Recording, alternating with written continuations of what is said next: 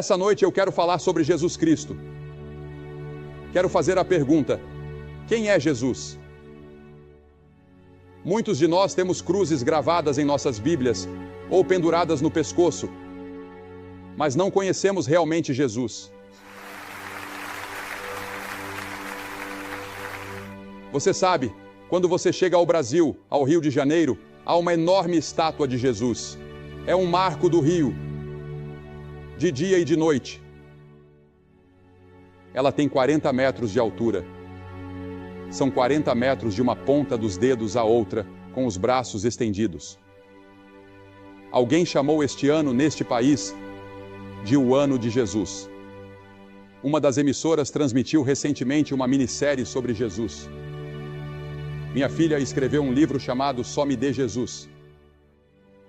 Há um movimento entre os adolescentes que faz a pergunta: o que Jesus faria? Quase todo mundo já ouviu falar de Jesus, mas milhões não sabem realmente quem ele é. Eles não o têm em suas vidas e em seus corações.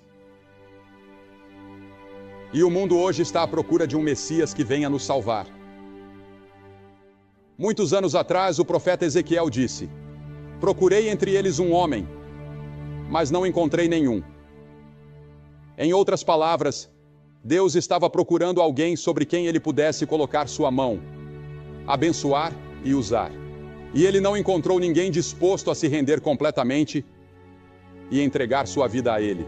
O mundo hoje, se você ler os jornais e assistir aos telejornais, está correndo loucamente rumo, eu creio, ao Armagedon. Essa noite, no Oriente Médio, estão lutando de novo pelas mesmas coisas pelas quais lutam há centenas de anos. Tiveram reunião após reunião, trégua após trégua, tratado após tratado e promessas feitas por todos os lados. Mas de alguma forma, eles não conseguem parar de lutar. Veja, o homem é um fracasso moral. Deus é a nossa única esperança. Os planos de Deus.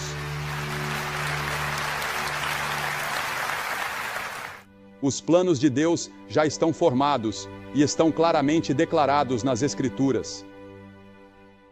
E à sua direita, no céu, está sentado um homem que foi desprezado, ignorado e rejeitado pelos homens quando veio à Terra pela primeira vez, e que ainda é rejeitado e ignorado pela maioria da raça humana.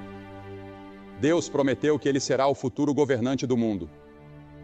Ele irá destruir todo domínio, toda autoridade e poder. Está chegando o dia em que todo joelho se dobrará diante dele e toda língua confessará o seu nome. Este ano, 2000 depois de Cristo, o calendário que usamos todos os dias remonta ao nascimento de Jesus. Não podemos fugir dele. Nossa geração não pode escapar de Jesus. Ao longo dos anos, tantas peças, livros, óperas e filmes foram feitos sobre Jesus. Em março e abril, as revistas Newsweek e US News and World Report publicaram reportagens de capa sobre ele. Na sua matéria de capa sobre ciência e ideias, a US News trouxe o título: Por que Jesus morreu? Por que há tanto interesse por Jesus hoje? Essa é a pergunta que você tem feito? Quem é essa pessoa que fez mais para transformar a história humana do que qualquer homem que já viveu? Ele viveu apenas 33 anos. Sua jornada mais longa foi de menos de 160 quilômetros. Ele é apenas um herói popular ou um revolucionário? Ou ele é quem disse ser o Filho do Deus vivo? Quem é essa pessoa que exige que o chamemos de Filho de Deus e o sigamos até a morte? Sabemos que ele era um homem. Ele era completamente humano. Ele era o homem representativo. Ele era o homem por inteiro. Ele foi identificado e contado entre os transgressores. As Escrituras dizem 83 vezes no Novo Testamento que ele é chamado de Filho do Homem. Há muitos lugares nas Escrituras que nos lembram de sua humanidade. A Bíblia ensina que ele teve fome. A Bíblia ensina que ele estava cansado, na parte de trás de um barco ele dormia. Ele conheceu as alegrias da amizade. Ele foi mal compreendido e desprezado. Ele chorou no túmulo de um ente querido. Ele teve que lutar contra a tentação e suportar a decepção. Ele afirmou ser o único Filho de Deus antes que o mundo existisse ou antes que a raça humana existisse. Ele disse: no princípio era o Verbo, e o Verbo estava com Deus, e o Verbo era Deus. E Jesus disse: antes que Abraão existisse, eu sou. Com essas palavras, Jesus se separou de qualquer outra pessoa que já viveu. Em outras palavras, Jesus disse: antes que Abraão nascesse, eu sempre sou, o eterno presente. Não há passado com Jesus e não há futuro com Jesus. Tudo está no sempre presente. E Ele está falando com você essa noite. E Ele está falando com todos nós, coletivamente e individualmente. Em Colossenses 1 diz: pois nele foram criadas todas as coisas que há nos céus e na terra, visíveis e invisíveis, sejam tronos, sejam dominações, sejam principados, sejam potestades. Tudo foi criado por Ele e para Ele. E Ele é antes de todas as coisas, e por Ele todas as coisas subsistem. Todo este estádio se despedaçaria se não fosse pelo fato de que é Ele quem o mantém unido. A declaração de Pedro em Mateus 16:16. Tu és o Cristo, o Filho do Deus vivo. Quando Ele veio a Belém, aquilo não foi o seu nascimento ou o seu começo. Ele já existia. Aquilo foi sua encarnação. Quando Jesus veio a Belém, não foi o lugar de sua origem, foi sua encarnação. E o Verbo se fez carne e habitou entre nós. Sabe, é interessante para mim que Jesus nunca pediu desculpas pelo pecado. Ele desafiou outros a provarem qualquer erro em seu pensamento ou em qualquer coisa que ele tenha feito. Como explicamos Jesus em comparação com qualquer outro indivíduo que já viveu? Como explicamos Jesus em relação a qualquer outra pessoa? Qual é a causa básica do ódio, da ganância, da luxúria, da guerra hoje, da injustiça racial e da divisão racial? Jeremias deu a resposta: o coração é mais enganoso que todas as coisas e desesperadamente corrupto. Quem o conhecerá? O rei Davi disse: em pecado me concebeu minha mãe. Eu nasci em pecado, disse Davi. Ele disse: fui formado na iniquidade. A Bíblia diz em Mateus 15 que do coração procedem maus pensamentos, homicídios, adultérios, prostituições, furtos, falsos testemunhos e blasfêmias. Eu acho que precisamos fazer algo a respeito das armas. Mas esse não é o verdadeiro problema. O problema mais profundo está em nossos corações. Pois do coração procedem maus pensamentos e homicídios,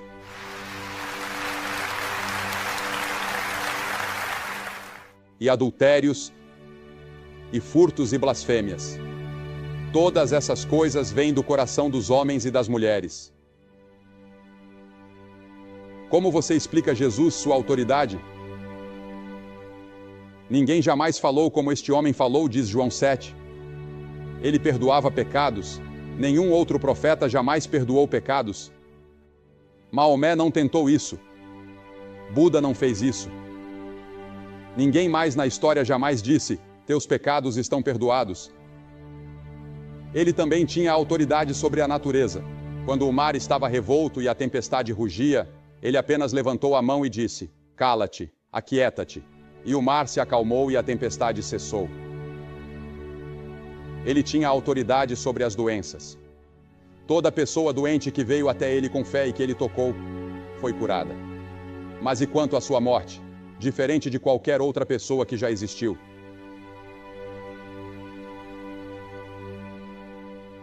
Veja, Jesus foi executado. Ele foi tratado como um criminoso. Ele levou sobre si os nossos pecados. Ele se fez pecado por nós, aquele que não conheceu o pecado. Você consegue imaginar uma pessoa sendo a própria encarnação do pecado? Foi isso que Jesus foi na cruz. Isaías 53 diz: o Senhor fez cair sobre ele a iniquidade de nós todos. Em 1 Pedro 2:24 está escrito: Ele mesmo levou em seu corpo os nossos pecados sobre o madeiro. Miqueias diz que todos os nossos pecados foram lançados nas profundezas do mar. Eu estava lendo hoje sobre um lago na Rússia, que é o ponto de água mais profundo do mundo, com milhares de metros de profundidade. Nossos pecados estão sepultados nas profundezas do mar. As Escrituras dizem que por causa do que Cristo fez na cruz, Ele se fez pecado por nós.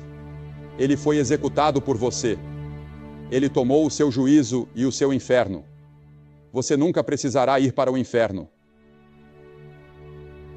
Você nunca precisará comparecer diante do grande trono branco se estiver em Cristo. Mas todos os outros irão. A Bíblia diz que chegará o dia em que Ele julgará o mundo inteiro. E você estará diante de Deus no grande julgamento. Centenas de vocês que estão aqui esta noite. E você não estará com uma grande multidão como essa. Você diz: vamos nos divertir quando chegarmos lá. Não, você estará sozinho. Você vai estar diante de Deus sozinho e prestar contas do que fez com Jesus e de como viveu a sua vida. E muitos de nós vamos ficar terrivelmente decepcionados e vamos clamar por misericórdia, mas será tarde demais. A Bíblia diz que clamaremos para que as rochas e as montanhas caiam sobre nós e nos escondam daquele que está assentado no trono, mas não poderemos.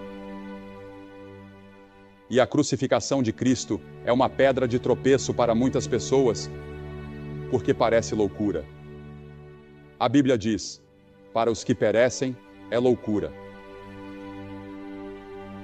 Muitos aceitam os ensinamentos de Cristo quando Ele diz: amem uns aos outros, mas param na cruz.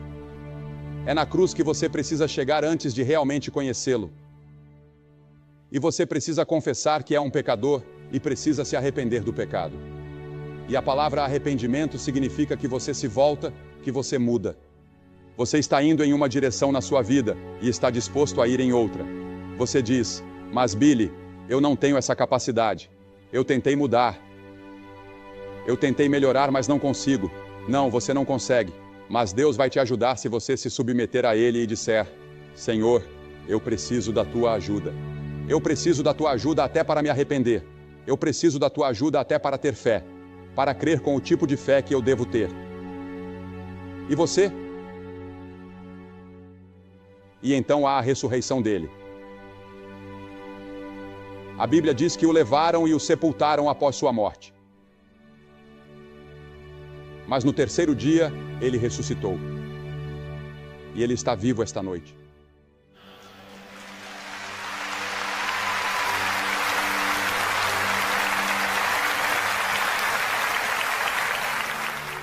Quando alguns dos discípulos foram até o túmulo onde ele foi sepultado, havia 2 homens ali, 2 anjos, que disseram: por que buscais entre os mortos aquele que vive? Ele não está aqui, ele ressuscitou. Jesus está vivo. E o que inspirou os discípulos a irem pelo mundo inteiro com o Evangelho foi a ressurreição. Estamos falando de um Cristo vivo, que pode entrar na sua vida e no seu coração hoje, e te transformar, e transformar sua família, e transformar seu bairro, e transformar Nashville, e transformar o centro do Tennessee, e transformar todo o país, se o deixarmos.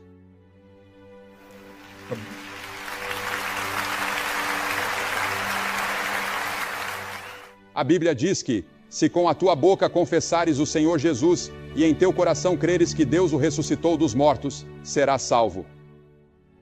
Você precisa crer que ele não apenas morreu, mas que ressuscitou. Isso é metade. Uma metade é que você se arrepende. Você vem e diz: ó Senhor, eu sou um pecador. Me arrependo por ter pecado. Por favor, me perdoa e me ajuda a mudar. Mas então você precisa viver a vida. E ali o Cristo ressurreto está, através do Espírito Santo, para te ajudar a viver a vida depois que você veio a Cristo.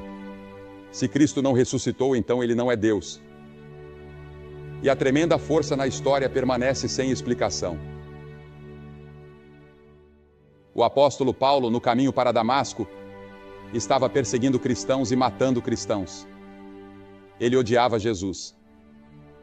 E um dia houve uma luz brilhante, e ele caiu de joelhos e soube que era Jesus. E ele disse: "Quem és tu, Senhor?" Em Atos, capítulo 9. E essa é a pergunta que você precisa responder. Quem é Jesus? Essa é a pergunta da nossa geração. Quem é Jesus? Jesus afirmou. Se Jesus afirmou ser Deus sabendo que não era, ele foi um enganador. Se ele achava que era Deus e não sabia a diferença, ele era um lunático. Jesus foi quem disse ser Deus manifestado em carne. Pense nisso. O Deus Todo-Poderoso, que criou as estrelas e os planetas e todo esse universo, e que sustenta tudo isso. Ele é aquele que quer entrar na sua vida e no seu coração hoje à noite de uma forma nova. Talvez você seja membro da igreja, talvez você tenha sido confirmado e batizado e feito todo o resto, mas lá no fundo, você simplesmente não tem certeza. Você não tem certeza de que está pronto para se encontrar com Deus. Você não tem certeza de que escapará daquele grande julgamento.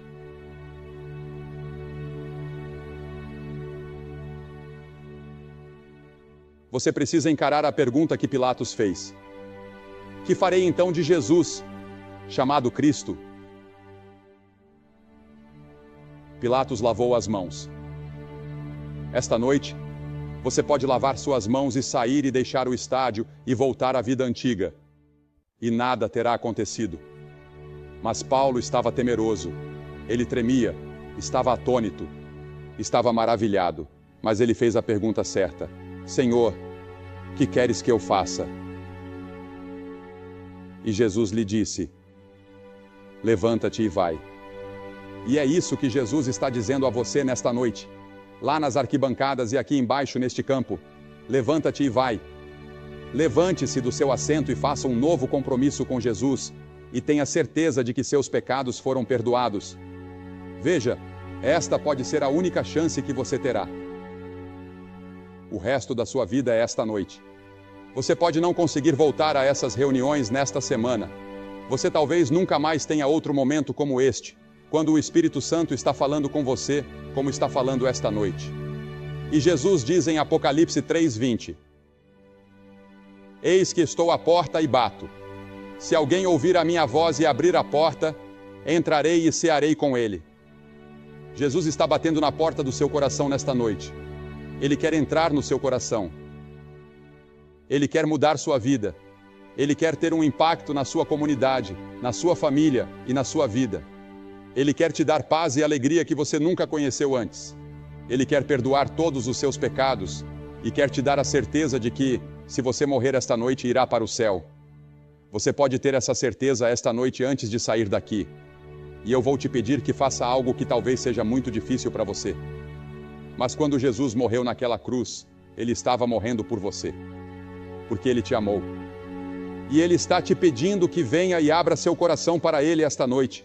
E se há qualquer dúvida na sua vida sobre seu relacionamento com Cristo, levante-se do seu assento agora mesmo e venha ficar aqui na frente, neste lindo campo que prepararam.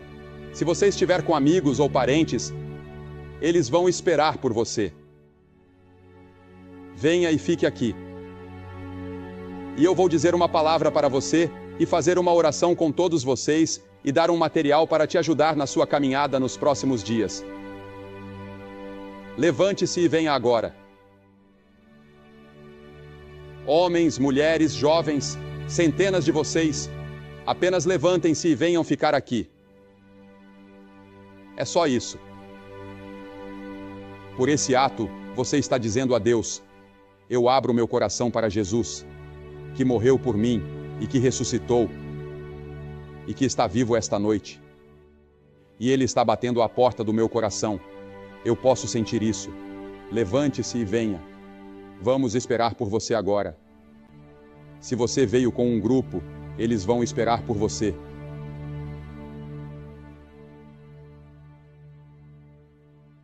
Se você veio de ônibus, eles vão esperar.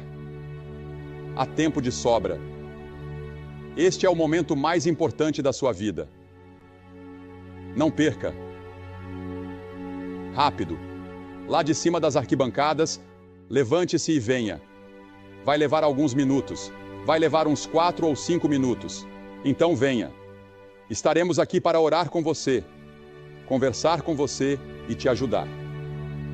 Agora, enquanto vocês ainda estão vindo, eu quero dizer uma palavra a todos vocês que estarão assistindo e vocês podem fazer seu compromisso aí mesmo, onde estiverem.